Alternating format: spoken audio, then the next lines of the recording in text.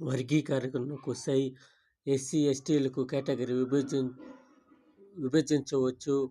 ఉపకులాల quota రాజ్యాంగబద్ధమే, అధికారం రాష్ట్రాలకు ఉంది. సుప్రీంకోర్టు.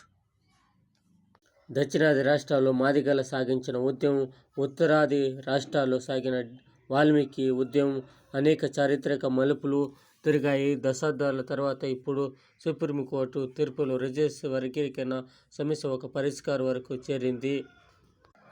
దేశంలో సుమారు 1150 ఎస్సీ కులాలు, 650 ఎస్టీ తెగలు ఉన్నాయి.